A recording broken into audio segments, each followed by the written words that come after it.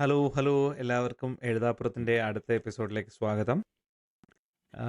ഇന്ന് നമ്മൾ ഡിസ്കസ് ചെയ്യാൻ വച്ചിരിക്കുന്ന ടോപ്പിക്ക് സയൻസ് ഫിക്ഷൻ ആണ്. എനിക്ക് തോന്നുന്നു ഇതും അത്യാവശ്യം 2-3 എപ്പിസോഡ് പോകുമെന്നാണ് തോന്നുന്നത് പുസ്തകങ്ങളുടെ ലിസ്റ്റൊക്കെ കണ്ടിട്ട്. ഇതൊന്ന് ഇംഗ്ലീഷിലായിരിക്കും കൂടുതൽ നമ്മൾ സയൻസ് ഫിക്ഷൻ കാണാൻ പോകുന്നത്. കാരണം മലയാളത്തിൽ ഉണ്ട്, എന്നാലും അത്ര അധികം ഉണ്ടായിട്ടില്ല. എനിക്കൊന്ന് ബാലസാഹിത്യത്തിൽ നമ്മൾ കുറച്ച് സാധനങ്ങളൊക്കെ ഡിസ്കസ് ചെയ്തിരുന്നു. പഴയ അത്ഭുത വാനരന്മാർ, അത്ഭുത നീരാളി, അങ്ങനെയൊക്കെ കുറച്ച് ഡിസ്കസ് ചെയ്തിരുന്നെങ്കിലും മലയാളത്തിൽ അത്ര പച്ച പിടിച്ച ശാഖയായിട്ട് തോന്നിയിട്ടില്ല സയൻസ് ഫിക്ഷൻ. എന്തായാലും നമുക്ക് അതിലോട്ട് തുടങ്ങാം. അനൂപ് കിക്ക് ഓഫ് ചെയ്യുന്നോ? ചെയ്യാം. ഇപ്പൊ സൈഫൈ എന്ന ജോൺറയെ കുറിച്ച് രണ്ട് വാക്ക് പറഞ്ഞു തുടങ്ങാം. ഇപ്പൊ എന്തുകൊണ്ട് എനിക്ക് ഏറ്റവും വളരെ ഇഷ്ടപ്പെട്ട ഒരു ജോൺറയാണ് സയൻസ് ഫിക്ഷൻ. അതിപ്പം നമ്മൾ കുട്ടികളായിട്ട് ഇരിക്കുമ്പോൾ നമുക്ക് ഈ കാണുന്ന സീരിയലിലൊക്കെ കുറച്ചുകൂടെ വിഷ്വൽ എലമെന്റ്സ് ധാരാളമുള്ള, അല്ലെങ്കിൽ കുറച്ചുകൂടെ വിഷ്വലി അപ്പീലിംഗ് ആയിട്ടുള്ള ഷോസും അല്ലെങ്കിൽ മൂവീസും ഒക്കെ സയൻസ് ഫിക്ഷനാണ്. എനിക്ക് തോന്നുന്നു നമ്മുടെ ഒരു ഇവിടെ കൂടി നിൽക്കുന്ന 4 പേരുടെ ജനറേഷനിൽ വളരെ വലിയൊരു മൈൽ സ്റ്റോൺ ആണ് സ്റ്റാർ വാഴ്സ് മൂവീസ്. എല്ലാവരും കണ്ടിട്ടുണ്ടാവും. നമ്മൾ കണ്ട ഒരു ഏജ് എന്ന് പറഞ്ഞാൽ ചിലപ്പം ഒരു 12-13 വയസ്സ് ആ ഒരു ടൈം ആയിരിക്കും. അപ്പൊ അതിൽ തന്നെ ദാറ്റ് വാസ് എ ട്രെൻഡ് സെറ്റർ അല്ലായിരുന്നു. വളരെ എന്താ പറയുക, വളരെ ബ്യൂട്ടിഫുൾ ആയിട്ടുള്ള വേൾഡ്സ്, ലോകങ്ങൾ, വേൾഡ് ബിൽഡിംഗ് ഉണ്ട് ഒരുപാട്. പിന്നെ സയൻസ് ഫിക്ഷൻ ആണ്. സോ അതിന്റെ പ്ലോസിബിലിറ്റിയെ കുറിച്ച് നമുക്ക് ചെറിയൊരു ധാരണയുണ്ടാവും. കാരണം സയൻസ് ഒക്കെ നമ്മൾ ഇൻട്രസ്റ്റ് കാണിക്കുന്ന ഒരു ടൈമാണ്. അപ്പം so we also have a part in that world building എന്നൊരു ഫീലിംഗ് നമുക്ക് തോന്നും. ഞാൻ പലപ്പോഴും ആലോചിച്ചിട്ടുണ്ട് സയൻസ് ഫിക്ഷനും ഫോർ ഇൻസ്റ്റൻസ് ഫാന്റസി പോലൊരു ജോണറേയും കമ്പയർ ചെയ്യുമ്പോൾ why does science fiction feel more appealing towards for us? ഈ ഫാന്റസി എന്ന് പറയുമ്പോൾ ശരിയാണ്, എന്തും സംഭവിക്കാം, but it's a world different from ours. നമുക്ക് ചിലപ്പോൾ ഇപ്പൊ ലോർഡ് ഓഫ് ദി റിങ്സ് കണ്ടാലും മറ്റേതെങ്കിലും ഫാന്റസി വേൾഡ് കണ്ടാലും we know it happens in a different world with different dimension. ഒരിക്കലും നമുക്ക് പ്രാപ്യമായിട്ടുള്ള ഒരു ലോകമല്ല. We cannot go and be in that world. പക്ഷെ സയൻസ് ഫിക്ഷൻ എന്ന് പറയുമ്പോൾ ഇറ്റ് ക്യാൻ ഹാപ്പൻ. അത് നമ്മുടെ ലോകത്തുള്ള ലോസും ഫിസിക്സും ഒക്കെ വെച്ച് ഫോളോ ചെയ്യാൻ പറ്റുന്ന ഒരു വെർച്വൽ റിയാലിറ്റി എന്ന് വേണമെങ്കിൽ പറയാം. So maybe that's why, because it's always plausible, it's in the future, it can happen to us. അതായിരിക്കാം ഒരു പക്ഷെ that is why it's more appealing. നമ്മൾ ടി വിയിലും നമ്മൾ ഈ വായിക്കാൻ പ്രായമായി തുടങ്ങിയപ്പോൾ കുറച്ച് നല്ല സീരീസുകൾ വന്നിട്ടുണ്ട്. ഞാൻ കൊച്ചായിരുന്നപ്പോൾ ഒരു സാധനം ഉണ്ടായിരുന്നു, ഇന്ദ്രധനുഷ് എന്ന് പറഞ്ഞിട്ട്. അത് നിങ്ങൾ ആരെങ്കിലും കണ്ടിട്ടുണ്ടോയെന്ന് അറിയത്തില്ല. ഒരു കമ്പ്യൂട്ടറാണ്. ഒരു കമ്പ്യൂട്ടർ, കുറച്ച് കുട്ടികൾ ഒരു കമ്പ്യൂട്ടറിനെ the come across a computer in a room. ആ കമ്പ്യൂട്ടർ അവരെ ടൈം ട്രാവൽ ചെയ്യാൻ സഹായിക്കുന്നത്. അപ്പോൾ അവർ പല പാസ്റ്റിലും ഫ്യൂച്ചറിലും ഒക്കെ പോകുന്നതായിട്ടുള്ള, ഇന്ത്യയുടെ ഇൻഡിപെൻഡൻസ് സ്ട്രഗിളിൻ്റെ ഇടയിലൊക്കെ പോകുന്നതായിട്ട് വളരെ എഡ്യൂക്കേഷണൽ ആയിട്ടൊരു സാധനമായിരുന്നു. എൻ്റെ ഓർമ്മയിൽ എനിക്ക് ഏറ്റവും ഓർമ്മയുള്ള സയൻസ് ഫിക്ഷൻ അതായിരുന്നു. പിന്നെ അതുപോലെ സ്പേസ് സിറ്റി സിഗ്മ എന്ന് പറഞ്ഞ സാധനം ഉണ്ടായിരുന്നു. ഒരു ഹിന്ദി സ്റ്റാർ ട്രെക്ക് ആയിരുന്നു സാധനം. നല്ല രസമുള്ള സാധനമായിരുന്നു. എന്ന് വെച്ച് കഴിഞ്ഞാൽ അതിൻ്റെ അകത്ത് ഒരു ക്യാപ്റ്റൻ ഉണ്ട്. പിന്നെ അയാൾക്കൊരു ആൻഡ്രോയിഡ് റോബോട്ട് ഉണ്ട്.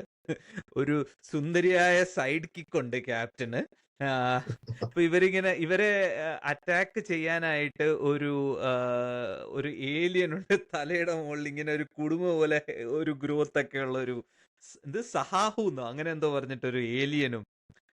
അപ്പൊ എനിക്കതിൽ എപ്പിസോഡ്സ് അധികം ഒന്നും ഓർമ്മയില്ല. പക്ഷെ ഒരെണ്ണം എനിക്ക് നല്ല ഓർമ്മയുണ്ട്. അത് ഇങ്ങനെ ഒരു എന്താ പറയണേ, ഒരു നെയ്യപ്പം പോലൊരു സാധനം. നെയ്യപ്പം പോലെ കുറച്ച് ഗ്രോസ് ആണ്. ഈ സാധനം ഇങ്ങനെ ചാടി ആളുകളുടെ മുഖത്ത് പറ്റി പിടിച്ചിട്ട് ഇങ്ങനെ രക്തം ഉറിഞ്ചി കുടിക്കുന്ന ഒരു സാധനം. അതെ, അതെ. അപ്പൊ അത് അത് ഈ ഇവരുടെ സ്പേസ് സിറ്റിക്ക് അകത്ത് വരുന്നതും ഇവരെ ഒരുപാട് പേരെ ആക്രമിക്കണതും ഒക്കെയാണ്. അപ്പൊ അങ്ങനത്തെ ഭയങ്കര രസമുള്ള സാധനമായിരുന്നു. എനിക്ക് എല്ലാ ഞായറാഴ്ചകളിലും അത് കാണാൻ വേണ്ടി കാത്തിരിക്കുന്ന ഓർമ്മയുണ്ട്. അപ്പോൾ അതൊക്കെ ആയിരിക്കും പ്രോബബ്ലി നമ്മുടെ ഇമാജിനേഷനെ സ്പാർക്ക് ചെയ്തത്. പിന്നെ കുറച്ച് നാൾ കഴിഞ്ഞിട്ട് എനിക്ക് തോന്നുന്നു ഞാനൊരു ലേറ്റ് ടീൻസ് ആയപ്പോഴാണ് ക്യാപ്റ്റൻ വ്യോം എന്ന് പറഞ്ഞൊരു സാധനം വന്നിട്ടുണ്ടായിരുന്നു. അത് ആദ്യമൊക്കെ ഭയങ്കര നല്ലായിരുന്നു. ആ നല്ല സാധനമായിരുന്നു. പക്ഷെ ആദ്യം മറ്റേ 9 ക്രിമിനൽസിനെ പിടിക്കുന്നവരെ രസമായിരുന്നു. പിന്നെ അത് കഴിഞ്ഞിട്ട് കുറെ ഫിലോസഫിക്കലി ഒക്കെ പോയി. 12 പേരുണ്ടായിരുന്നു. 12 ക്രിമിനൽസ്. വിശ്വ അന്തരിക്ഷയാൻ ഉൽക്ക. അത് നല്ല നല്ല ക്രിയേറ്റീവ് ആയിട്ട് ഒരു പേര് കൊടുത്തതൊക്കെ മോഹിനി എന്നൊക്കെ എന്താ പറയുന്നത്. പക്ഷെ അതിന് ഹിന്ദി പേരുകളും ഇംഗ്ലീഷ് പേരുകളും ഉണ്ട്. ഇപ്പൊ മെറ്റലോ എന്ന് പറഞ്ഞൊരു സംഭവം ഉണ്ടായിരുന്നു. പുള്ളിയുടെ പേര് പാരസ് എന്നായിരുന്നു. അങ്ങനെ അവർ പേര് മാറ്റി. അതെന്തോ ഒരു ഇത് വന്നിട്ട് എന്തോ ഒരു ഇഷ്യൂ ഉണ്ടായിരുന്നു. പേരുകൾ മാറ്റാൻ പറഞ്ഞു. പ്രസാർ ഭാരതിയുടെ എന്തോ ഒരു റെഗുലേഷൻ വന്നപ്പോൾ അപ്പൊ ഇതൊക്കെ ഈ പറഞ്ഞ സാധനങ്ങളുടെയൊക്കെ പേര് മാറ്റേണ്ടി വന്നു അവർക്ക്. അപ്പൊ അങ്ങനെ ഒരു സംഭവം ഓർമ്മയുണ്ട്. ഇടയ്ക്ക് വെച്ച് എന്തോ ഒരു ആസ്ട്രോ ഗുരു ഉണ്ടല്ലോ അതിനകത്ത്. പുള്ളിയുടെ എന്തോ ഒരു ടൈം ട്രാവൽ ഒരു ടൈം ലൈൻ ഉണ്ടായിരുന്നു, സ്റ്റോറി ഉണ്ടായിരുന്നു. അവിടെ എത്തിയപ്പോ കുറച്ച് ഇൻട്രസ്റ്റ് പോയി. കാരണം അതിനകത്തുള്ള സയൻസ് ഫിക്ഷൻ എലമെന്റ്സ് കുറച്ച് കുറഞ്ഞു. അത് പിന്നെ അവിടെ ഫിലോസഫി പിടിക്കാൻ തുടങ്ങി. പക്ഷെ അതിന്റെ തുടക്കമൊക്കെ നല്ല രസമായിരുന്നു. ഒരു പാട്ടുണ്ടല്ലോ, ഈയും വ്യോം ഈയും വീയും വ്യോം ക്യാപ്റ്റൻ വ്യോം. ഞാൻ ഇടയ്ക്കിടയ്ക്ക് കിളി പോയിരിപ്പുണ്ട്, ഇതൊന്നും കണ്ടിട്ടില്ലല്ലേ? പക്ഷെ ഇതിപ്പോ കാണണം, യൂട്യൂബിൽ കിടപ്പുണ്ട് കേട്ടോ. ഇപ്പൊ കണ്ട നല്ല ഇത് എനിക്ക് 1999 ആ സമയത്തായിരുന്നു.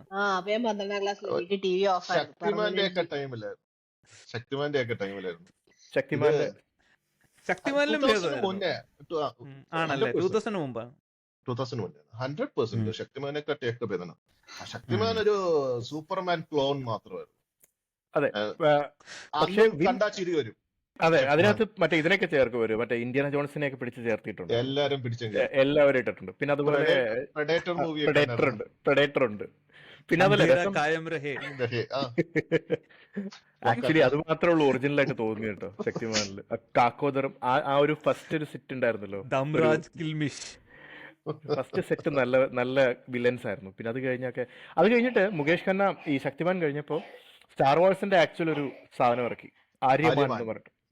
അത് മുകേഷ് ഖന്ന മറ്റേ ബുള്ളറ്റ് ഇതൊക്കെ ചെയ്യുന്നുണ്ട്, ലേസർ ഷോ ഇതൊക്കെ വെച്ചിട്ട് സേബർ, ലൈറ്റ് സേബർ ഇല്ലേ, അതൊക്കെ വെച്ചിട്ട് ഫൈറ്റ് ചെയ്യുന്നൊക്കെ ഉണ്ട്. കുടവയർ ഇങ്ങനെ പുറത്ത് കടന്ന് ബേസിൽ പടം ചെയ്യാതിരിക്കുന്ന പുള്ളി കാരണമാണ്. കാരണം കോപ്പിറൈറ്റ് ഭീഷ്മ ഇന്റർനാഷണലിന്റെ ആണല്ലോ, ഇതുകൊണ്ട്. But you know coming to books, എനിക്ക് തോന്നുന്നു ഞാൻ വായിച്ച ഫസ്റ്റ് സയൻസ് ഫിക്ഷൻ ബുക്ക് എന്ന് പറയുന്നത് നമ്മുടെ ആർതർ കൊനാൻ ഡോയലിന്റെ ട്രാൻസ്ലേഷനാണ്, ലോസ്റ്റ് വേൾഡ്. വിവർത്തനം ചെയ്തത് ആരാന്ന് ഓർമ്മയില്ല, നരേന്ദ്രനാഥാന്ന് തോന്നുന്നു. അതുപോലത്തെ അന്നത്തെ ഒരു ബാലസാഹിത്യ സ്പെഷ്യലിസ്റ്റ് ആയിരുന്നു. കെ.വി. രാമനാഥനാണെന്ന് തോന്നുന്നു, നരേന്ദ്രനാഥ് അല്ല, കെ.വി. രാമനാഥനാണെന്ന് തോന്നുന്നു. അപ്പോൾ അതിൻ്റെ സ്റ്റോറി പ്രിമൈസ് വളരെ ഇൻട്രസ്റ്റിംഗ് ആണ്. ജീവിതത്തിൻ്റെ 4 ഡിഫറെൻറ്റ് കോണിൽ നിന്നും പരസ്പരം യാതൊരു പൊരുത്തവും ഇല്ലാത്ത 4 പേര് ചേർന്നൊരു എക്സ്പെഡിഷൻ നടത്തുന്നു deep into the Amazon forest. ഒരു ഇനാക്സസിബിൾ ആയിട്ടുള്ള ഒരു സ്ഥലത്ത് ഒരു പീഠഭൂമി, ഒരു സ്റ്റൂള് പോലെ ഇരിക്കുന്ന സ്ഥലം, അതിൻ്റെ മുകളിൽ അവർ ചെന്ന് പെടുന്നു. അവിടെ ഇപ്പോഴും ചുറ്റുമുള്ള ലോകത്ത് നിന്ന് ഡിസ്കണക്റ്റഡ് ആയിട്ട് ഈ ഇവല്യൂഷനിലേക്ക് എത്തിപ്പെടാത്ത ഡൈനോസേഴ്സ് കണ്ടിന്യൂ ചെയ്യുന്നതായിട്ടുള്ള ഒരു കഥയാണ്. അപ്പം ഇപ്പോഴും അത് ഒരു ടൈംലെസ് സ്റ്റോറി എന്ന് വേണേൽ പറയാം. എത്ര കൊല്ലം കഴിഞ്ഞു കഴിഞ്ഞാൽ അത് വായിച്ചു കഴിഞ്ഞാൽ വളരെ ഇൻട്രസ്റ്റിംഗ് ആണ്. എന്റെയും ഫസ്റ്റ് ഒരു അബ്രിഡ്ജ് നോവൽ എന്ന് പറയുന്നത് ലോസ്റ്റ് വേൾഡ് ആയിരുന്നു. ഞാനും തുടങ്ങിയത് അത് വെച്ചായിരുന്നു. അപ്പൊ അതും ഇതേപോലെ അതിൽ ഏറ്റവും ബ്യൂട്ടിഫുൾ ആയിട്ടുള്ള കാര്യം അതിന്റെ പ്ലോസിബിലിറ്റി ആണ്. അപ്പൊ പുള്ളി വിവരിക്കുന്നുണ്ട് അത് തുടക്കത്തിൽ ഇതുപോലെ ഒരു പ്ലാറ്റോ ഉണ്ട് സൗത്ത് അമേരിക്കയിൽ. അപ്പൊ അത് കാരണം അങ്ങോട്ട് ആക്സസിബിലിറ്റി ഭയങ്കര കുറവാണ്. സോ പ്രളയവും മറ്റു രോഗങ്ങളോ ഒന്നും എത്തുന്നില്ല. ഈ ഭാഗത്തുള്ള ജീവജാലങ്ങളൊക്കെ കുറച്ച് ഐസൊലേറ്റഡ് ആണ്. സോ ഇൻ അവർ മൈൻഡ് അത് ശരിക്കും പ്ലോസിബിൾ ആണ്. ഇൻഫാക്ട് ഞാൻ കുട്ടിയായിരുന്നപ്പോ ഞാൻ വിശ്വസിച്ചിരുന്നു, ഇതിന് നല്ല സാധ്യതയുണ്ട്, maybe it is out there, ഇങ്ങനെ ഒരു ഡൈനോസോർ ലോകം ഉണ്ട് എന്ന്. അങ്ങനെ ഒരെണ്ണം എനിക്ക് കണ്ടുപിടിക്കണം എന്ന് വരെ വിശ്വസിച്ചിരുന്നതാണ്. സത്യമാണ്. അങ്ങോട്ട് പോകുമ്പോൾ ഐ മീൻ ഇറ്റ്സ് സോ, ആ ക്യാരക്ടേഴ്സ് ഒക്കെ വളരെ വളരെ മനോഹരമാണ്. എനിക്ക് ഇപ്പോഴും ഓർമ്മയുണ്ട്. എനിക്ക് ആ ക്യാരക്ടറിന്റെ പേര് എനിക്ക് ഓർമ്മയില്ല. അതിനകത്തൊരു ബിഗ് ഗെയിം ഹണ്ടർ ഉണ്ടല്ലോ, John first Roxton. John John Roxton. Roxton. Roxton. എനിക്ക് പുള്ളിയുടെ പേര് ഓർമ്മയില്ല, but I remember Lord it's John എന്നാണ് പുള്ളി അതിൽ റെഫർ ചെയ്യുന്നത്. പുള്ളി ഒരു ഓക്കെ, പ്രഭുവാണ്. പ്രഭുവാണ്. മലയാളത്തില് ജോൺ പ്രഭു എന്നാണ് പുള്ളിയെ വിളിക്കുന്നത്. ഞാൻ ആലോചിക്കുന്നുണ്ട്, it's A very masculine name എന്ന് എനിക്കൊരു ഫീലിംഗ് ഓർമ്മ വന്നിട്ടുണ്ട്. But I forgot the name. John Roxton, Ned Malone, Challenger, Summerlee. Summerlee and professor Challenger നല്ല ഓർമ്മയാണ്. അപ്പൊ ചാലഞ്ചറിനെ ഡിസ്ക്രൈബ് ചെയ്തിരിക്കുന്നത് ഒരു കരടിയെ പോലെയാണ്. ഫുൾ ഓഫ് ഹെയർ, എനിക്ക് പൊക്കം കുറഞ്ഞ്. ആ ഡിസ്ക്രിപ്ഷനും ആളുടെ ഇല്ലസ്ട്രേഷനും ഒക്കെ വരുമ്പോ എനിക്ക് ചെറിയൊരു പേടിയൊക്കെ തോന്നുമായിരുന്നു ആ സമയത്ത്. കാരണം ഇയാളെ കാള മുക്ര ഇടുന്ന ശബ്ദം. ഫസ്റ്റ് സീൻ എന്തോ ഒരു നമ്മുടെ കഥാനായകൻ വരുമ്പോ വേറെ ജേർണലിസ്റ്റിന്റെ ഫോട്ടോഗ്രാഫറിനെ എടുത്ത് പുറത്ത് കളയുന്ന എന്തോ ഒരു സീനിലാണ് ചെന്നെത്തുന്നത്. അതാ വിവിഡായിട്ടുള്ള ഇല്ലസ്ട്രേഷനും ആ ഡിസ്ക്രിപ്ഷനും ഒക്കെ എനിക്ക് നല്ല ഓർമ്മയുണ്ട്. ഇപ്പൊ എന്റെ മനസ്സിൽ ഇങ്ങനെ കാണുമ്പോ എനിക്ക് ഉള്ളിൽ ചെറിയ ഭയമാണ്. നമുക്ക് പേടിയുള്ള ചില ടീച്ചർമാരെ ഇല്ലേ, പ്രിൻസിപ്പൾമാരെയൊക്കെ അതേപോലെ എനിക്ക് തോന്നിയിട്ടുള്ളത്. സത്യം. പിന്നെ അതില് ആ ബുക്കില് ഇടയിലുള്ള ഒരു സീനാണ് പുള്ളിയുടെ മലയാളത്തിലാണ് അത് രസം വായിക്കാൻ. ഒരു ഈ രക്തം കുടിക്കുന്ന അട്ട പുള്ളിയുടെ ഷർട്ടിൽ കൂടെ അകത്തോട്ടിറങ്ങും.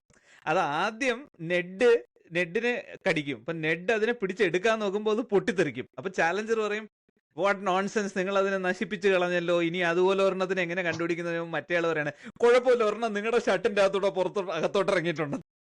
അപ്പൊ ഇവരങ്ങനെയുടെ ഉടുപ്പൊക്കെ വലിച്ചു കീറി ആ രോമ കാടുകളുടെ ഇടയിൽ നിന്ന് ഒടുവിൽ അതിനെ കണ്ടുപിടിച്ചു.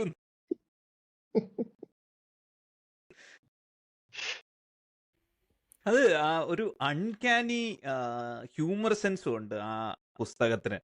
ആൻഡ് അഗെയിൻ റൈറ്റ്, അനൂപ് നേരത്തെ പറഞ്ഞ വേൾഡ് ബിൽഡിംഗ് എന്ന് പറയുന്ന സാധനം വളരെയധികം, I mean that's the premise of science fiction. ആ വേൾഡ് ബിലീവബിൾ ആക്കിയില്ലെങ്കിൽ ഇറ്റ്സ് വെരി ഡിഫിക്കൽട്ട്. ഇതിൽ അവർ ചെയ്തിരിക്കുന്ന അതാണ്, they really made that world believable.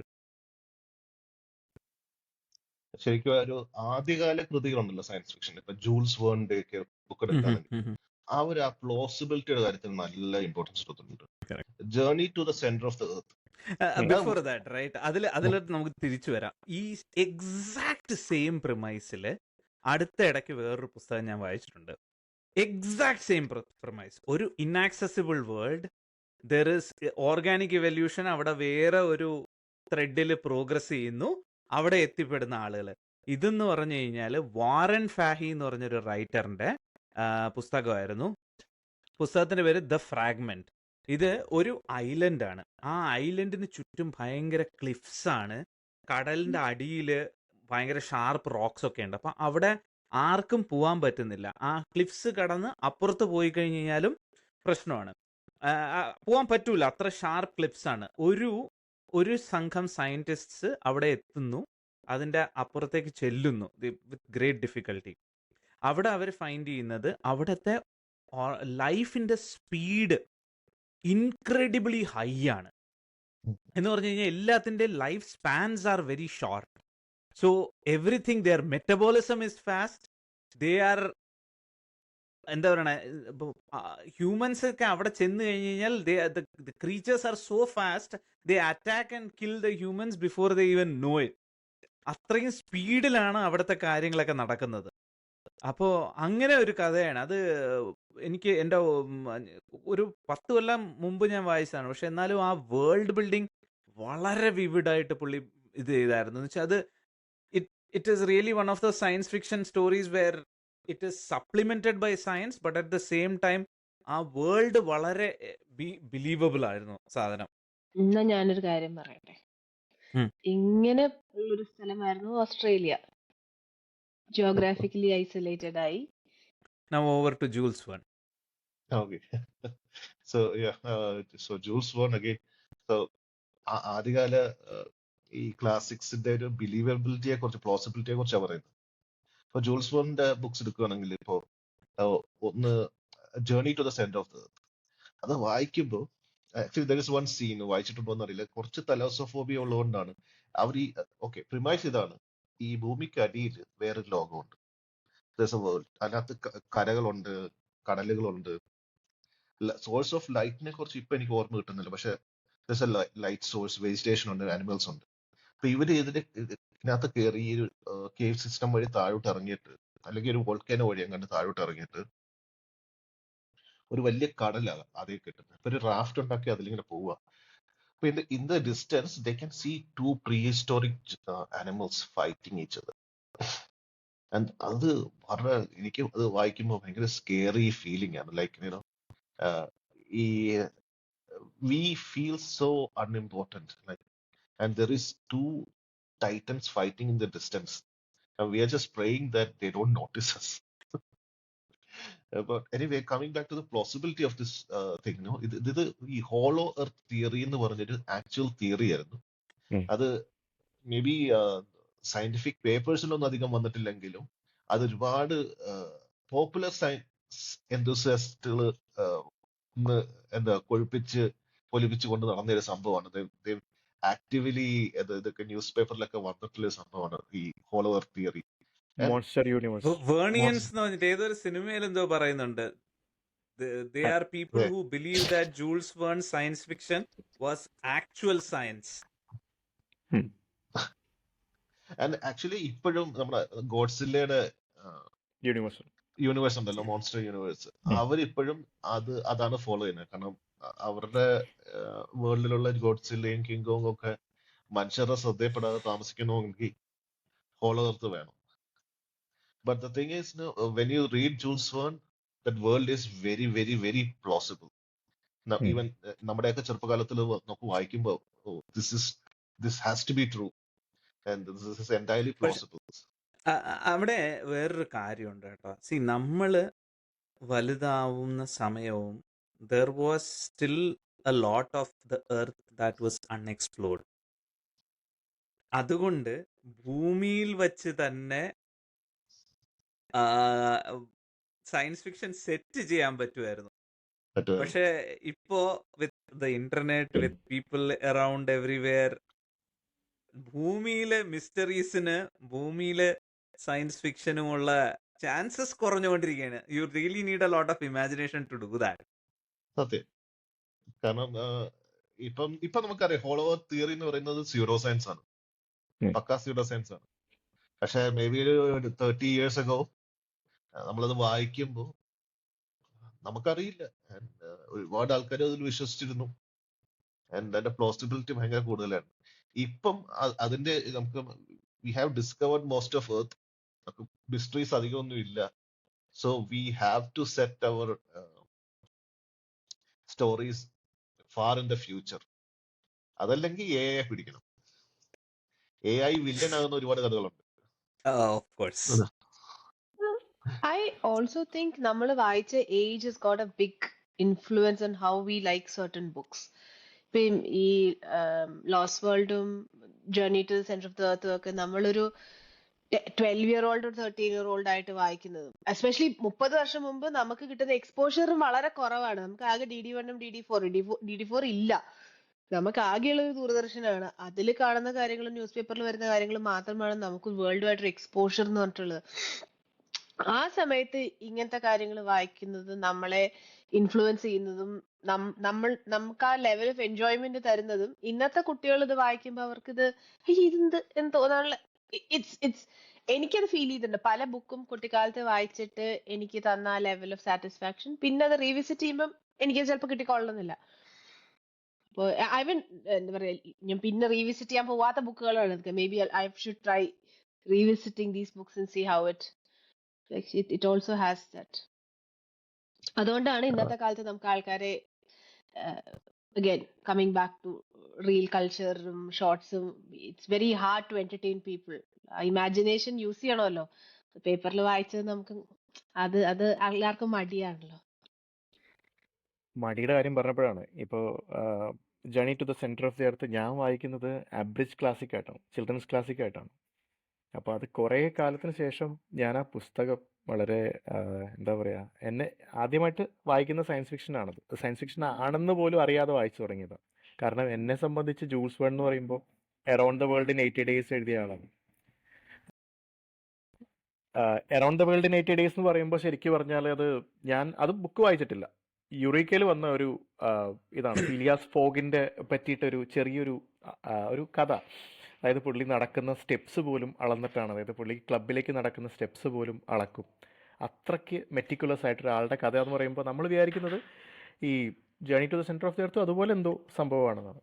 Science fiction ആണെന്നുള്ള കാര്യം അവരാ ഭൂമിക്കടിയിലേക്ക് പോകുന്നത് എനിക്കിപ്പോഴും ഓർമ്മയുണ്ട്. പ്യൂമിസ് ക്ലൗഡ്സിനെ പറ്റി പറയുന്നുണ്ട്. അതായത് അതിനകത്ത് ക്ലൗഡ് ഉണ്ട്, അതായത് ആ ഹോളോ എർത്തിൻ്റെ ഉള്ളിൽ മേഘങ്ങളുണ്ട്. ആ മേഘങ്ങൾ വരുന്നത് പ്യൂമിസിൽ നിന്നാണ്. ഈ നേരത്തെ പറഞ്ഞില്ല ലൈറ്റ് സോഴ്സിൻ്റെ കാര്യം പറയുന്നില്ലേ, ഇനി എൻ്റെ ഓർമ്മ സ്റ്റാലക്ടൈറ്റ്സ് ഉണ്ട്, സ്റ്റാലക്ടൈറ്റ്സ് ആൻഡ് സ്റ്റാലക്മൈറ്റ്സ് അല്ലേ. അപ്പോൾ അതിൽ എന്തോ ലൂമിനസ് ആയിട്ട് എന്തോ സ്റ്റോൺ ഉണ്ട്, ബയോലൂമിനസൻസോ അങ്ങനെ എന്തോ ഒരു സംഭവം ഉണ്ട്. അങ്ങനെ ഇങ്ങോട്ടാണ് അവിടെ വെളിച്ചം കിട്ടുന്നത്. അപ്പോൾ ഈ പുസ്തകം നല്ല ആഗ്രഹം കിട്ടിയിട്ട്, അതായത് ഇത് ചിൽഡ്രൻസ് ക്ലാസിക് അല്ല, അതിൻ്റെ ആക്ച്വൽ വേർഷൻ വായിക്കണമെന്ന് വിചാരിച്ച് ലൈബ്രറിയിൽ നിന്ന് കൊണ്ടുവന്നു. എനിക്കത് ഒരു 10 പേജിന് മുകളിൽ പോകാൻ പറ്റില്ല. കാരണം ലാംഗ്വേജ് മാറി. നമ്മളെത്ര മെച്യൂറായിട്ടും കാര്യമൊന്നുമില്ല, ലാംഗ്വേജ് വ്യത്യാസം വന്നു. പുള്ളിയുടെ ആ ലാംഗ്വേജ് ഒരു ഇച്ചിരി ആർക്കായിക്ക് ഇംഗ്ലീഷ് എന്ന് പറയാം, ആ ഒരു ലെവലിൽ എത്തിയായിരുന്നു സംഭവം. അപ്പോൾ അതുകൊണ്ടായിരിക്കാം അത്രയും എഫേർട്ട് കൊടുക്കാൻ. അത് പറഞ്ഞിട്ട് കാര്യമില്ല, എനിക്ക് തോന്നുന്നു ഈ ഏജൻ്റ് ആയിരിക്കാം നമ്മുടെ അങ്ങനെ സെൻസിറ്റീവൈസ് ആയിപ്പോയി. കാരണം നമുക്ക് പെട്ടെന്ന് മനസ്സിലാകുന്ന സാധനങ്ങളിലേക്കാണ് നമ്മുടെ ചിന്ത. ചിലപ്പോൾ അതുകൊണ്ടായിരിക്കാം.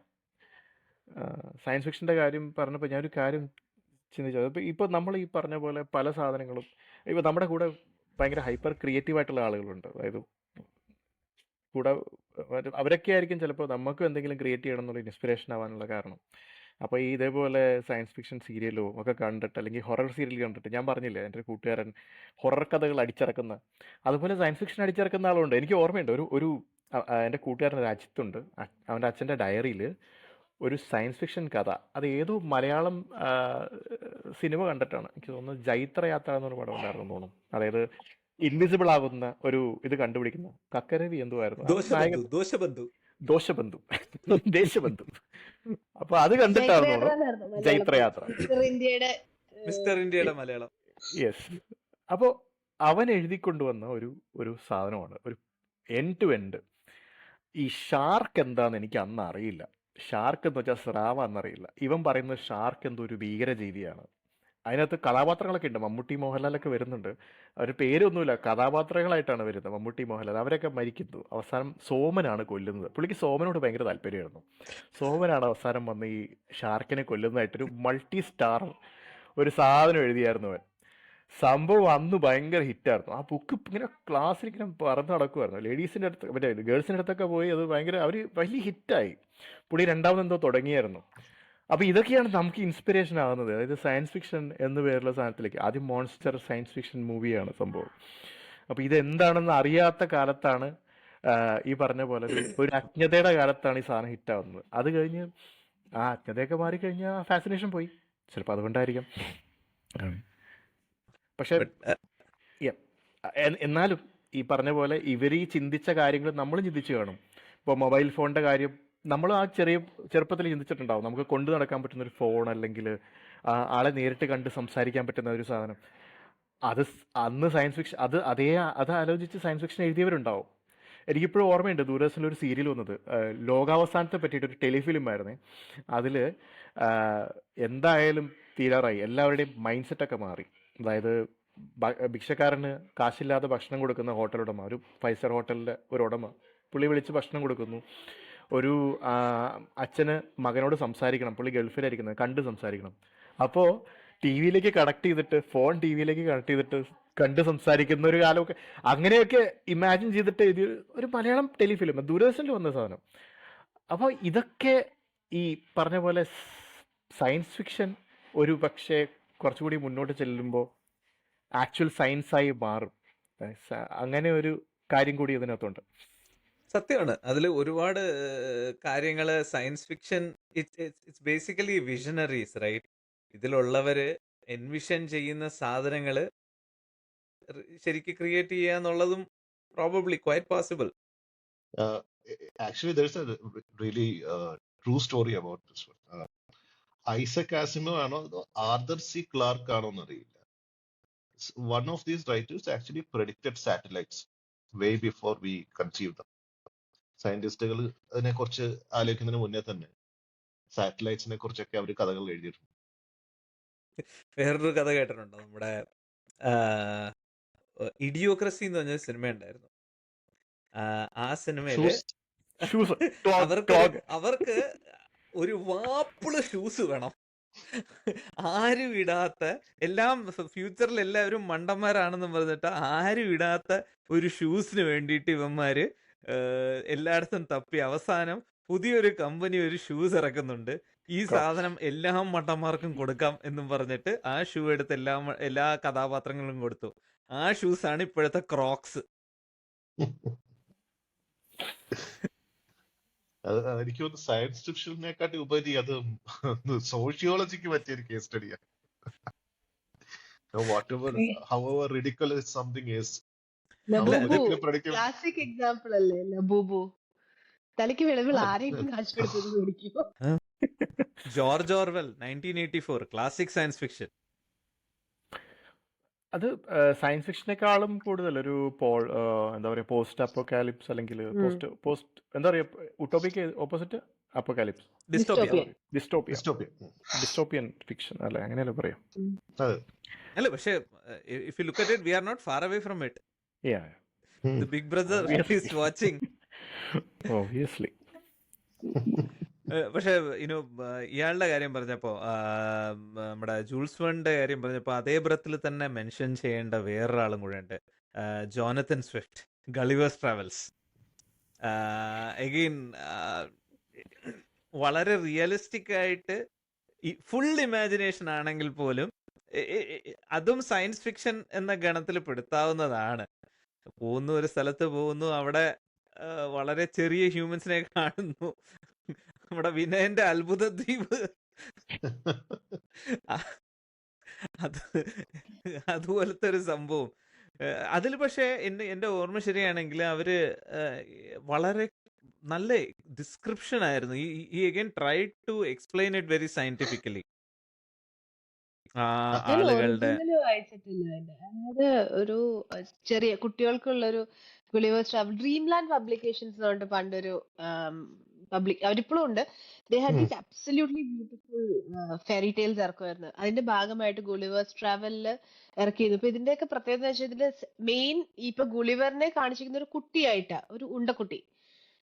അതിങ്ങനെ ആടിയൊക്കെ നടക്കുന്നത്. എന്നിട്ട് ഈ ലില്ലിപ്പൊട്ടിലെ ആൾക്കാരൊക്കെ ഇത്രയുള്ള കുഞ്ഞി പടച്ചട്ടയും കുന്തവും ഒക്കെ പിടിച്ചുള്ള ആൾക്കാർ ഗുളിവറിനെ കെട്ടിയിട്ട് കുത്തുന്നൊക്കെ ഉണ്ട്. അപ്പൊ അവന്റെ ഈ കുഞ്ഞി കൊടവേറൊക്കെ പുറത്ത് കാണുന്നത്, ഇതൊക്കെ കുത്തിയൊക്കെ നോക്കുന്നുണ്ട് കുറെ പേര്. ചിലര് മാറി നിൽക്കുന്നുണ്ട്. ഈ പറഞ്ഞ പോലെ ഇറ്റ്സ് എ വെരി, കുട്ടികൾക്കും എൻജോയ് ചെയ്യാവുന്ന രീതിയിൽ അതിനെ അഡാപ്റ്റ് ചെയ്തിട്ടുണ്ടായിരുന്നു അവര് അറ്റ് സം പോയിന്റ്. അതായിരുന്നു എന്റെ ആദ്യത്തെ ഈ പറഞ്ഞ പോലെ ഫസ്റ്റ് സയൻസ് ഫിക്ഷൻ ഒരുപക്ഷെ ഗുളിവേഴ്സ് ട്രാവൽ ആയിരിക്കും അങ്ങനെ നോക്കുകയാണെങ്കിൽ. പക്ഷെ ആക്ച്വലി ഇതില് ലിലിപുട്ടിന്റെ അവിടെ പുള്ളി ഒരു ഫാമിൻ ഉണ്ടാക്കുന്നില്ലേ, അതായത് അവസാനം ഇവർക്ക് തീറ്റിപ്പോറ്റാൻ പറ്റാതെ ആവും, അപ്പൊ ഒരു ഫാമിൻ ആവും, അങ്ങനെയല്ലേ വരുന്നത്. എന്നിട്ട് അവസാനം ഇവര് റിവോൾട്ട് ചെയ്തിട്ട് ഇവനെ അവിടെ പുറത്താക്കും. പുള്ളി നീന്തി മറ്റേ പിന്നെ ജയൻസിന്റെ അടുത്ത് എത്തും. അങ്ങനെ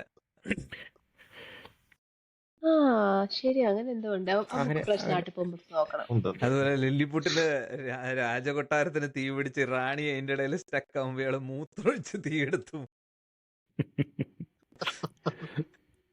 ഈ രാവിലെ അങ്ങനെ എന്തൊക്കെയുണ്ട്. മറ്റേ നമ്മുടെ കാർട്ടൂണിലാണ് ഇത് ആദ്യമായിട്ട് കാണുന്നത്. അപ്പൊ ഭയങ്കര ഇൻട്രസ്റ്റിംഗ് ആയിട്ട് തോന്നി. അപ്പൊ നമുക്കൊരു അങ്ങനെ റിയാലിറ്റി ആണെങ്കിൽ എന്തായിരിക്കും, നമ്മളിങ്ങനെ ഒരു രാജ്യത്തെത്തി, നമ്മളെ ബുള്ളിയാണ്, നമുക്ക് എന്തും കിട്ടും, ഇവിടെ കിടന്നാ മതി ചുമ്മാ. പക്ഷേ പുള്ളി അവസാനം ഒരു യുദ്ധത്തിന് സഹായിക്കാൻ നിൽക്കില്ലേ, ജാക്ക് ബ്ലാക്കിന്റെ ഒരു വേർഷൻ ഉണ്ട്. അപ്പോ അതൊക്കെ കഴിഞ്ഞിട്ട് ആണ് ഈ പറഞ്ഞ സംഭവം നടക്കുന്നത്. കാരണം തീറ്റിപ്പോറ്റാൻ ബുദ്ധിമുട്ടാണ്, ഹൈ മെയിൻ്റനൻസ് ആണല്ലോ, എക്സ്ട്രീംലി ഹൈ മെയിൻ്റനൻസ് ആണ് ഗളിവർ എന്ന് പറയുമ്പോൾ അവരെ സംബന്ധിച്ച്. പിന്നെ ജൂൾസ് വേണ്ട കാര്യം നമ്മൾ തീർത്തിട്ടില്ല. നമുക്ക് വേണമെങ്കിൽ ഒരു സംഭവം കൂടി അവിടെ മെൻഷൻ ചെയ്യാം, 20,000 ലീഗ്സ് അണ്ടർ ദ സീ. അയ്യോ, അതിന്റെ കാര്യം പറഞ്ഞു. അപ്പോൾ ഈ ഇത് വായിച്ചിട്ടാണ് ഞാൻ ആ ക്ലാസിക്സിന്റെ ആ ഒരു ശ്രേണിയിലുള്ള ഒരു സീരീസിലുള്ളതാണ് ഈ പറഞ്ഞ 20,000 ലീഗ്സ് അണ്ടർ ദ സീ.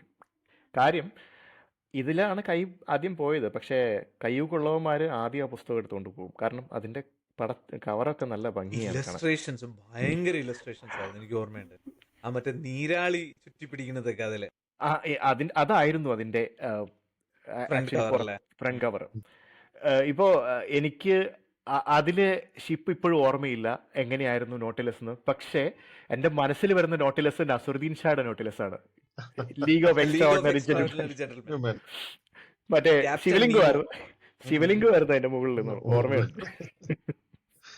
അതൊരു അപ്പോ അത്ര This നല്ല is an പടമല്ലെങ്കിൽ automobile. ഓട്ടോമൊബൈൽ. അപ്പോ ആക്ച്വലി അതിനകത്ത് ഇയാളൊരു ശരിക്കൊരു ക്യാപ്റ്റൻ നീമോ ഒരു വില്ലൻ.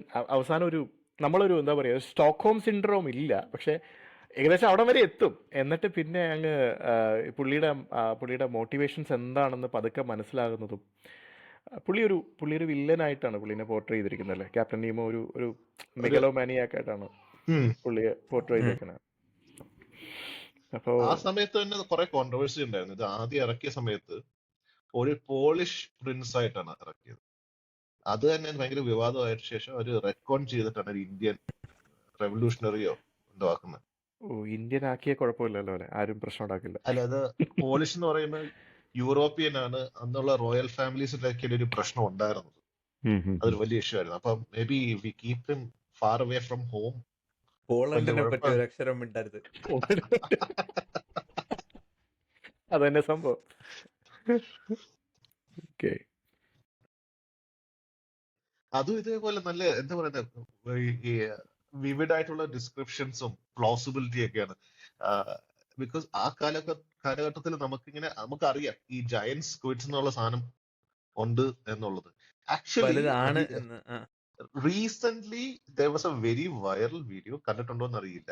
ഒരു സ്പേം വെയിലിന്റെ വായില് ഒരു സ്ക്വിഡ്. കണ്ടിട്ടുണ്ടോ ആരെങ്കിലും ആ വീഡിയോ? ഇല്ല. ഒരു സ്ക്വിഡിനെ പിടിച്ചിട്ട് ഈ സ്പേം വെയിൽ സർഫസ് ചെയ്യാണ്. സർഫസ് AI ഇല്ലെന്ന് തോന്നുന്നു. I think it's A reputable source, അതുകൊണ്ടാണ് ഞാൻ ഷെയർ ചെയ്യുന്നത്. അപ്പം പറഞ്ഞത് ഈ വരുള്ളൂ. ബിഗ് ബ്രദർ സ്വാച്ചിങ് ഇപ്പൊ കൊണ്ടുതരും. ആ പ്രഷർ വേരിയേഷൻ ഉണ്ട്, ഈ ഡെപ്തിൽ നിന്ന് മുകളിലോട്ട് കൊണ്ടുവരുന്നു. ആ പ്രഷർ വേരിയേഷൻ കൊണ്ട് ഇതിനെ കൊല്ലാനാണ് സ്പേം വെയിൽ ശ്രമിക്കുന്നതെന്ന് ഒരു കമന്റ് വായിച്ചാണ്. I don't know how much true അല്ല, ഇറ്റ്. അത് ഈ അടുത്ത ഇടയ്ക്ക് ഞാൻ വായിച്ചൊരു പുസ്തകമുണ്ട്, wheel fall. It's all about this എന്ന് പറഞ്ഞു കഴിഞ്ഞാല് ഞാൻ പറഞ്ഞിട്ടുണ്ട് ഇതിന്റെ അകത്ത്. ഒരു പയ്യൻ അവന്റെ അച്ഛൻ കടലിൽ ചാടി ചത്തു. അപ്പൊ അവിടെ പോയി അച്ഛന്റെ ബോഡി കിട്ടുമോ എന്നറിയാൻ ഇവൻ സ്കൂബ ഡൈവറാണ്. ഇവൻ ഡൈവ് ചെയ്യുന്നു. അപ്പൊ അവിടെ ഒരു ജയന്റ് സ്ക്വിഡും നമ്മുടെ ഇതും സ്പേം വെയിലും തമ്മിലൊരു ഫൈറ്റ് കിടക്കാണ്. സ്പേം വെയില് ജയന്റ് സ്ക്വിഡിനെ ഇൻജസ്റ്റ് ചെയ്യാൻ നേരത്തെ ഈ ജയന്റ് സ്ക്വിഡ് ചാവാൻ നേരം ലാസ്റ്റ് നേരം വെപ്രാളത്തില് ഇവന്റെ കാലിൽ ചുറ്റിപ്പിടിക്കുകയാണ്. അപ്പം ഈ ജയന്റ് സ്ക്വിഡിനെ ഇൻജസ്റ്റ് ചെയ്തതിന്റെ കൂടെ ഇവനെ ഇൻജസ്റ്റ് ചെയ്യുന്നു. അപ്പൊ ഇവന്റെ ടാങ്കില് ഓക്സിജൻ ഉള്ളിടത്തോളം കാലം ഇവന് അതിൻ്റെ അകത്ത് സർവൈവ് ചെയ്യാൻ പറ്റും. എന്നിട്ട് അതിന്റെ അകത്തുനിന്ന് പുറത്തു വരാൻ നോക്കുന്നതാണ് കഥ. ഐ മീൻ സയൻസ് ഫിക്ഷൻ തന്നെ വേണം പറയാം. എന്ന് വെച്ച് കഴിഞ്ഞാൽ അനാറ്റമിക്കലി വളരെ കറക്റ്റ് ആണ് ആ കഥ. ക്രിക്കും വായിക്കുന്നുണ്ടായിരുന്നല്ലോ, വായിച്ചു തീർത്തായിരുന്നത്? DNF ഞാൻ കേൾക്കുമായിരുന്നു. പക്ഷെ പിന്നെ മഴയൊക്കെ വന്നില്ലേ, പിന്നെ നടക്കാൻ പോകാൻ പറ്റാതെ അല്ല, പക്ഷെ ഇതിന്റെ വെയിലിന്റെ ബോഡിയിൽ മറ്റേ ആസിഡും കാര്യങ്ങളൊക്കെ ഇയാള് ചത്തുപോയില്ലേ? അതെല്ലാം പറയുന്നുണ്ട്. ഓക്കെ. മൾട്ടിപ്പിൾ ചേംബേഴ്സ് ആണ്. ഒരു ചേംബറിൽ എത്തുമ്പോ ഇവൻ പിടിച്ച് അള്ളി നിരിക്കും അകത്ത് കയറാതിരിക്കാൻ. അങ്ങനെയൊക്കെ ഒരുപാടുണ്ട്. ആക്ച്വലി ഇപ്പോൾ ഉള്ള സയൻസ് ഫിക്ഷൻ എല്ലാം നല്ലവണ്ണം റിസർച്ച് ചെയ്തിട്ട് എഴുതിയില്ലെങ്കിൽ വലിച്ചു കീറിക്കളയും. നമ്മുടെ ഇന്റർസ്റ്റെല്ലാറിനൊക്കെ ഒരു കൺസൾട്ടന്റിനെ, റിപ്തോണിനെ പിടിച്ചിട്ടിരുന്ന കൺസൾട്ടന്റ് ആയിട്ട്. ഇപ്പൊ നീൽ ഡെഗ്രാസ് ടൈസൺ പല സിനിമകളുടെയും ഞാൻ കണ്ടിട്ടുണ്ട്. പുള്ളി റിവ്യൂ ചെയ്യുന്ന ഇതുണ്ട് സിനിമകള്.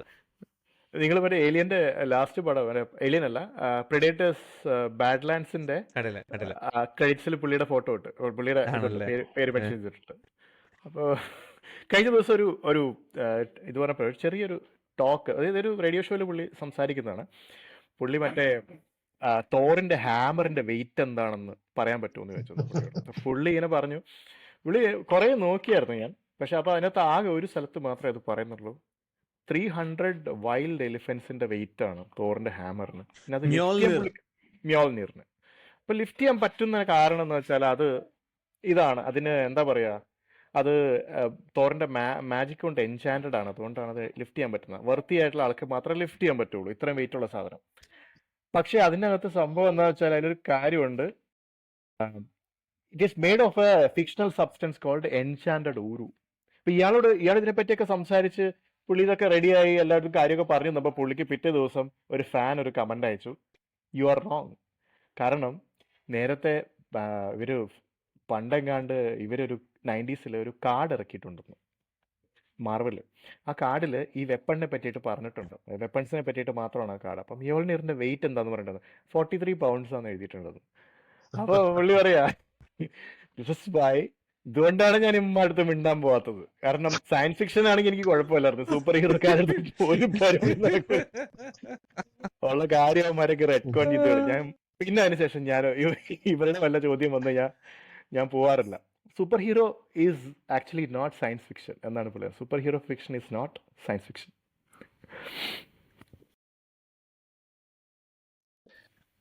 നമ്മളെവിടെ ഈ പറഞ്ഞു സയ നിർത്തി? എന്റെ പറഞ്ഞു അല്ല എന്റെ കഴിഞ്ഞു. അല്ല ഞാൻ വേറൊരു ബുക്ക് എടുത്തിടാൻ പോവുമായിരുന്നു. പോരട്ടെ. ആ ഞാൻ ആദ്യം വായിച്ചത് ഇൻവിസിബിൾ മാൻ ആണ്, അദൃശ്യ മനുഷ്യൻ. ആദ്യത്തെ അത് ഒരു കോൺസെപ്റ്റ് ആണല്ലോ. നമ്മള് എനിക്ക് ഈ പറഞ്ഞ പോലെ എനിക്ക് കുറെ കഥകളൊക്കെ ഇങ്ങനത്തെ കഥകളൊക്കെ അച്ഛനാണ് ആദ്യം ഇതിന്റെ ഒരു ഔട്ട്ലൈൻ തന്നത്, പിന്നെയാണ് ഞാൻ ബുക്ക് എടുത്ത് വായിക്കുന്നത്. അപ്പൊ ഈ അദൃശ്യ മനുഷ്യന്റെ കഥ പറഞ്ഞു കഴിഞ്ഞപ്പം എനിക്കിത് ഭയങ്കര ഇതായി തോന്നി. കാരണം അയാളെ കാണാൻ പറ്റില്ല, അയാൾ ഉടുപ്പ് കൂരിയിട്ട് അയാളെ കാണാൻ പറ്റില്ല. അയാൾക്ക് എവിടെ വേണമെങ്കിലും പോവാം, ആരുടെ വർത്താനം വേണമെങ്കിലും കേൾക്കാം, എന്ത് വേണമെങ്കിലും അയാൾക്ക് ചെയ്യാം. ആൻഡ് പിന്നെയാണ് നമ്മൾ ബുക്ക് വായിക്കുമ്പോൾ നമുക്ക് മനസ്സിലാവും ഇയാളെ കാണാണ്ടായി കഴിഞ്ഞാൽ ബുദ്ധിമുട്ട്, ഇയാൾ ഉണ്ടോ ഇല്ലയോ എന്ന് അറിയാൻ പറ്റുന്നില്ല, what is it, can you always return back to his form എന്നുള്ള ആ കഥയുടെ പ്രമിസ്. അത് കഴിഞ്ഞ് നമ്മൾ മിസ്റ്റർ ഇന്ത്യ കാണുന്നത്, ജൈത്രയാത്ര, മിസ്റ്റർ ഇന്ത്യ, അതൊരു ഒരു സെയിം കഥയാണല്ലോ അതില്. അപ്പൊ എനിക്ക് ഭയങ്കര ഫാസിനേറ്റിംഗ് ആയിരുന്നു അത്. ഇപ്പോഴും ഐ തിങ്ക് എനിക്ക് മിസ്റ്റർ ഇന്ത്യ കണ്ടാൽ എനിക്കിപ്പോഴും സന്തോഷം കിട്ടുന്ന ഒരു സിനിമയാണത്. എന്റെ first book is always very plausible, light കടന്നു പോവാവുന്ന എന്തോ ഒരു സബ്സ്റ്റൻസ് നമ്മുടെ ബോഡിയിൽ വരുന്നു. ഇപ്പോഴും ക്ലോക്കിംഗ് മെക്കാനിസത്തിന്റെ റിസർച്ചുകൾ നടന്നുകൊണ്ടിരിക്കുകയാണ്. And of course Harry Potter clock, invisibility clock, ഇതൊക്കെ നമുക്ക് ഇപ്പോഴും അതിന് പല ഫോംസിൽ വരുന്നുണ്ട്. കണ്ണടയാണെങ്കിലും മോതിരമാണെങ്കിലും അതായിട്ടും ഒക്കെ. ഓഫ് കോഴ്സ് എച്ച് ജുവൽസിന്റെ വാസ് ലൈക്ക് ഒരു തിരിച്ചുവരവില്ലാത്തൊരു മാറ്റമായിരുന്നു അയാൾക്ക്. അതെന്നെ ഒരു ഡാർക്ക് എൻഡിങ് ആണ്. ഒരു പവർ കിട്ടിക്കഴിഞ്ഞാൽ ആളത് എന്താ പറയാ മിസ്യൂസ് ചെയ്യുന്നു. ഇപ്പൊ ഹോളോമാൻ അതിന്റെ ഒരു ആളെ കറപ്റ്റ് ചെയ്യും. ഹോളോമാൻ അതിന്റെ ഒരു മോഡേൺ ടേക്ക് അല്ലേ. അത് കഴിഞ്ഞിട്ട് പിന്നെ ഒരു ഇൻവിസിബിൾ മാൻ വന്നിരുന്നു, അതിൽ ഇതിന്റെ ഒരു പ്ലോസിബിലിറ്റിയെ പറ്റി പറയുന്നുണ്ട്. നിങ്ങൾ പുതിയത് കണ്ടിരുന്നോ ഇൻവിസിബിൾ മാൻ? അത് കിടലൻ പടമാണ്, ഒരു ഹൊറർ മൂവി ആയിട്ടാണ് എടുത്തിരിക്കുന്നത്, കൊള്ളാം. ഈ ഹോളോമാനും അങ്ങനെയാണ്, ഹൊറർ മൂവിയാണ്. അതും ഇങ്ങനെ തന്നെയാണല്ലോ, അതൊരു റിസർച്ച് ബേസ് ചെയ്തിട്ട് പവർ കറപ്റ്റ് ചെയ്യുന്നൊരു സംഭവമാണ്. പക്ഷെ അങ്ങനെയാണെങ്കിൽ ഡോക്ടർ ജക്കാല ആൻഡ് മിസ്റ്റർ ഹൈഡ്, അത് റോബർട്ട് ലൂയിസ് സ്റ്റീവൻസൺ അല്ലേ, പുള്ളി തന്നെയല്ലേ? അതും ഇങ്ങനെ തന്നെയാണ്. ഞാൻ ആ ബുക്ക് അത് എനിക്ക് തോന്നുന്നു ഞാൻ അതിന്റെ എക്സാക്ട് വേർഷനാണ് വായിച്ചതെന്ന് തോന്നുന്നു. അത് പക്ഷെ എനിക്ക് കുറെ കൂടി എളുപ്പം വായിക്കാൻ പറ്റി. അതും കുറച്ച് കാലം മുമ്പ്, കോളേജിലൊക്കെ പഠിക്കുന്ന സമയത്ത്, അല്ല സ്കൂളിൽ പഠിക്കുന്ന സമയത്ത് തന്നെ, കുഴപ്പമില്ലായിരുന്നു. അതിൽ ഈ ഫസ്റ്റ് ഒരു സീനല്ലേ, ഹൊറിഫിക് ആയിട്ടൊരു സീനാണ്. ഒരു കുട്ടിയെ ട്രാമ്പിൾ ചെയ്തിട്ട് പോകുന്നു. ഈ പറഞ്ഞ ഒരു പോലീസുകാരൻ നടക്കുമ്പോൾ അയാളുടെ തൊട്ട് മുമ്പിലുള്ള, പോലീസുകാരനല്ല, ഈ നരേറ്ററിന്റെ മുമ്പിൽ നടക്കുന്ന ഒരു കുഞ്ഞിനെ ഒരു വൈകുന്നേരം ഒരു രാത്രി ഇരുട്ടിയ സമയത്ത് ഒരു മനുഷ്യൻ, ഒരു ഉയരം കുറഞ്ഞ ഒരാൾ ചവിട്ടി മെതിച്ചിട്ടങ്ങ് പോകുന്നു. ട്രാമ്പിൾ ചെയ്യുന്നത് മാത്രമല്ല എഴുതിയിട്ടുള്ളൂ, പക്ഷെ അയാൾ വേറെ എന്തെങ്കിലും ചെയ്തിട്ടുണ്ടോ എന്നാണ് ഉദ്ദേശിച്ചത് നമുക്ക് മനസ്സിലാവില്ല. പക്ഷെ അത് ഭയങ്കര ഹൊറിഫിക്കായിട്ട് ഡിസ്ക്രൈബ് ചെയ്യുന്നത്. അത് കഴിഞ്ഞിട്ട് ഇവന് കോണ്ടാക്ട് ചെയ്യാൻ വേണ്ടിയിട്ട് ഒരു അഡ്രസ്സ് കൊടുക്കുമ്പോൾ പുള്ളി കൊടുക്കുന്നത് വളരെ റെസ്പെക്റ്റബിൾ ആയിട്ടുള്ള ഡോക്ടർ ജക്കായലിൻ്റെ അഡ്രസ്സാണ് കൊടുക്കുന്നത്. പിന്നെ അവർ തമ്മിലുള്ള കണക്ഷൻ അന്വേഷിക്കുന്നതും ഈ പറഞ്ഞ പോലെ ആ ഒരു മരുന്ന് കാരണം പുള്ളിക്ക് ഉണ്ടാകുന്ന മാറ്റങ്ങൾ, പുള്ളി ആ മരുന്ന് കഴിക്കുമ്പോൾ അയാൾക്ക് ഉണ്ടാകുന്ന ആഗണി, അതൊക്കെ ആക്ച്വലി ഇത് തന്നെയല്ലേ ഗ്രീൻ ഗോബ്ലിൻ. എല്ലാം എന്താ പറയാ, കടമെടുത്ത് അങ്ങ് ആ അറ്റം വരെ യൂസ് ചെയ്യാവുന്നതിന്റെ മാക്സിമം യൂസ് ചെയ്യുന്ന ട്രോപ്പുകളാണ്. ഒരു സിനിമയുണ്ട് മലയാളത്തിൽ ഇതിന്റെ ഇതുണ്ട്. മധു അതിശയനാണ്. മധു മധു മധു മധുവാണ് ഡോക്ടർ ചെക്കാലയുടെ സിനിമയുടെ പേര് ഓ ഓർമ്മയില്ല. ഞാൻ കണ്ടിട്ടില്ല കേട്ടാ, കേട്ടിട്ടും കൂടി ഇല്ല. ഇല്ലില്ല, പറഞ്ഞപ്പോ എനിക്ക് എവിടെയോ കേട്ടിട്ടുണ്ട് ഇതിനെ കുറിച്ച്. ഞാൻ അതിന്റെ കണ്ടിട്ടില്ല. ക്ലിപ്പ് വൈറല. ഒരു ഇൻസ്റ്റയിൽ ഒരു ക്ലിപ്പ് ഉണ്ട്, പേര് മറന്നുപോയി. അതേപോലെ തന്നെ ബസ്കർ വിൽസിന്റെ ഹൗണ്ട് ഓഫ് ബസ്കർ വിൽസ് അഗ്നിമൃഗം എന്ന പേരിലൊരു സിനിമയുണ്ട്. എനിക്ക് തോന്നുന്നു പ്രേം നസീറും ഉമറും ആണെന്ന് തോന്നുന്നു അതിനകത്ത് വാട്സണുമായിട്ട്. ഈ വീഡിയോ പക്ഷെ കോളിന്റെ ഒരു വേറൊരു ക്ലിപ്പ് കാര്യം ഉണ്ട്. ആലോചിച്ചു. അല്ല, ഒരു വീഡിയോ കോളിന്റെ ഒരു ക്ലിപ്പ് ഉണ്ടാവും that we talking Malayalam movies. അതെ, നിങ്ങളെ കണ്ടിട്ടുണ്ടാവും. ശങ്കർ ഒരു ഓഫീസറായിട്ട് ശങ്കർ കണ്ടിട്ടുണ്ടോ നിങ്ങള്? ബാലൻ കെ നായരുടെ വീട്ടിൽ ആരെ തട്ടിക്കൊണ്ട് പോയിട്ടുണ്ട്. രതീഷിനെ ഇയാള് പിടിക്കുന്നതല്ലേ?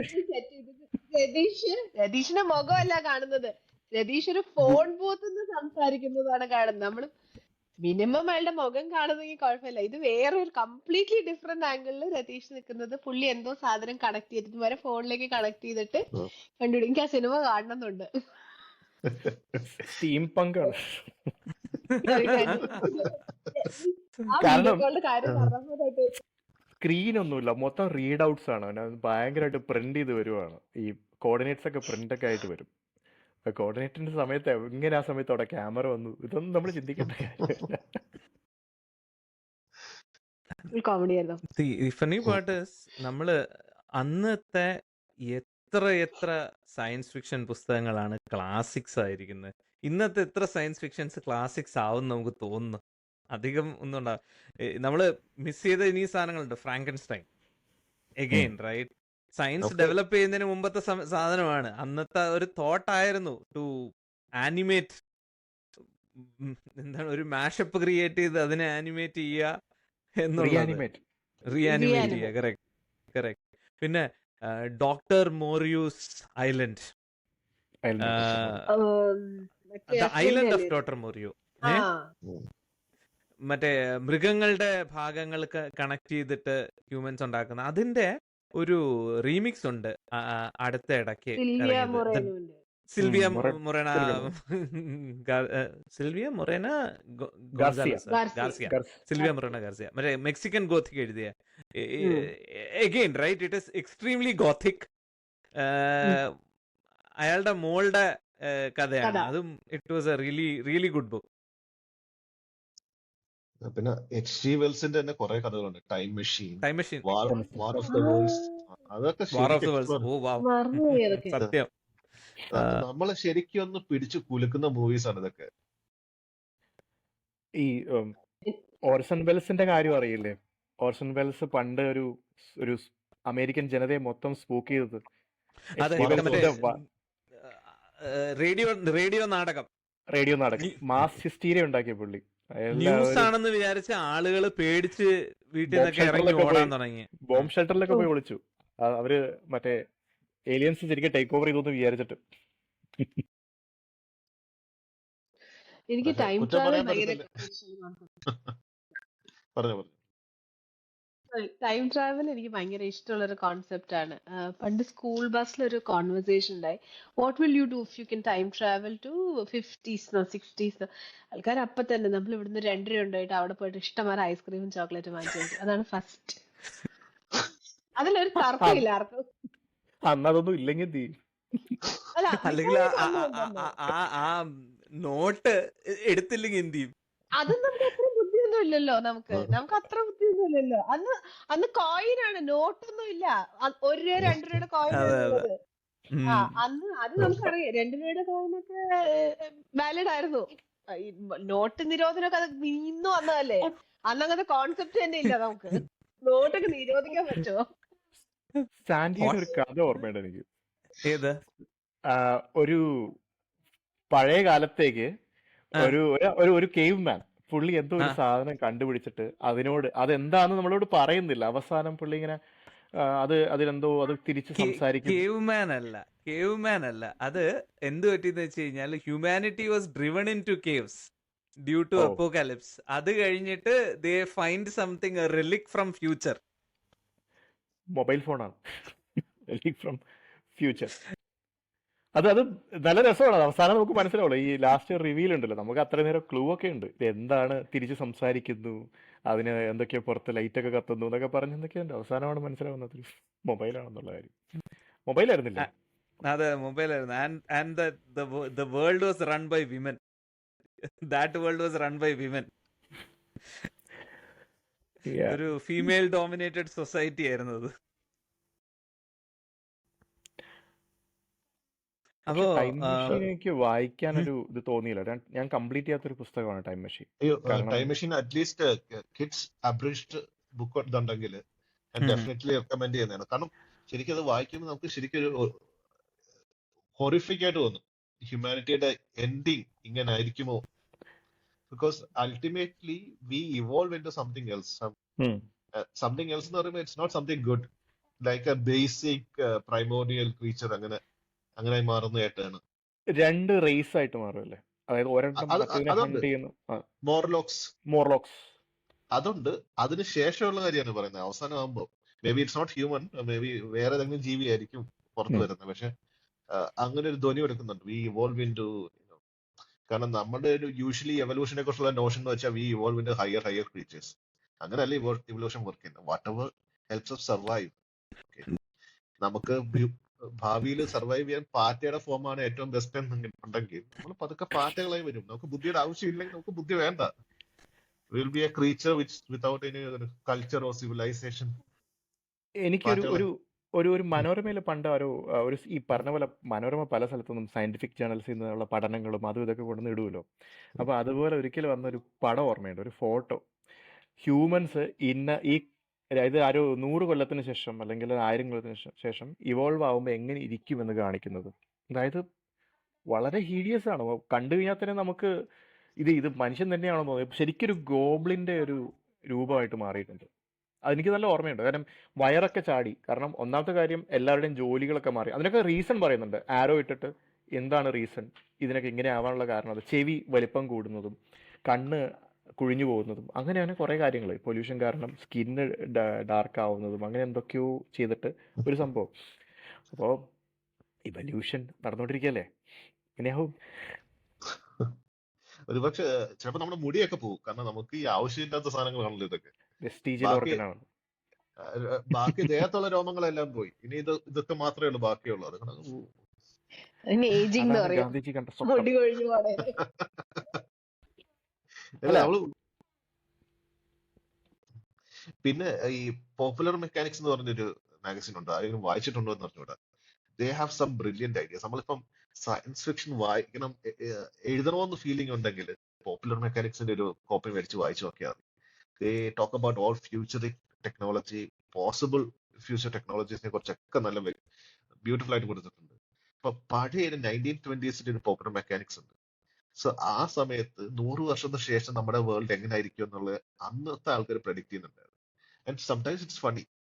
കാരണം അന്ന് ഒരു ഡിസ്ക്രിപ്ഷൻ നല്ല രസമാണ്. നമ്മുടെ ലിവിംഗ് റൂം ഉണ്ടല്ലോ, ലിവിംഗ് റൂമിലുള്ള സകലമാന സാധനങ്ങളും, സോഫ, മേശ, കസേര എല്ലാം, TV, ഇതെല്ലാം വാട്ടർ പ്രൂഫ് ആയിരിക്കും.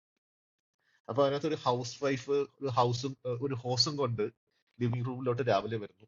വെള്ളം അടിച്ചിട്ട് എല്ലാം കഴുകി നടുക്കുള്ളൊരു സിങ്ക് ഹോളിലേക്ക് എല്ലാം തള്ളിയേക്ക് വിടും.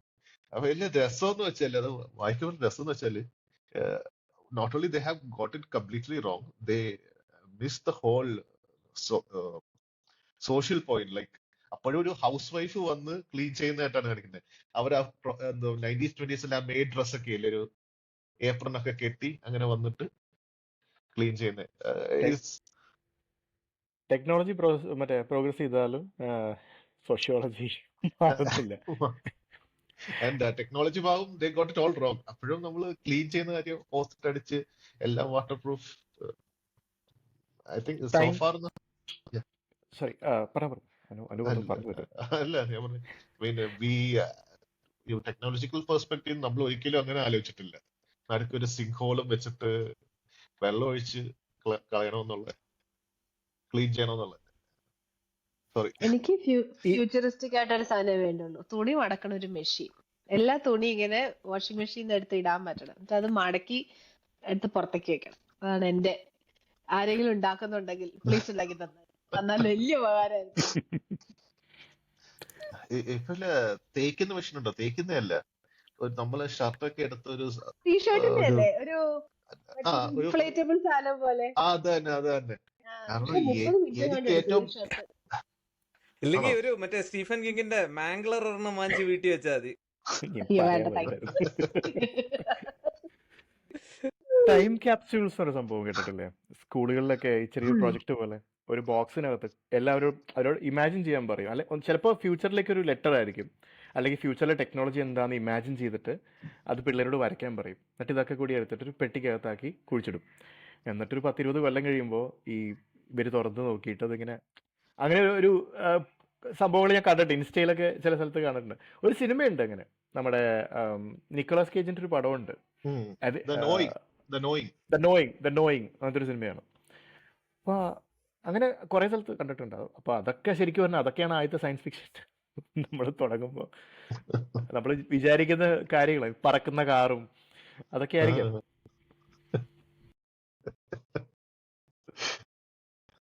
അപ്പോ നമുക്ക് ഈ എപ്പിസോഡ് ഒന്ന് കൺക്ലൂഡ് ചെയ്യാം Conclude ചെയ്യാം. വിത്ത് പഴയ ക്ലാസിക് സയൻസ് ഫിക്ഷൻ. ഇനി കുറച്ചുകൂടെ മോഡേൺ സാധനത്തിലോട്ട് നമുക്ക് അടുത്ത എപ്പിസോഡിലോട്ട് വരാം. So till then, this is Sandeep, Anoop, Krishnakumar and Lekha signing off. See you later.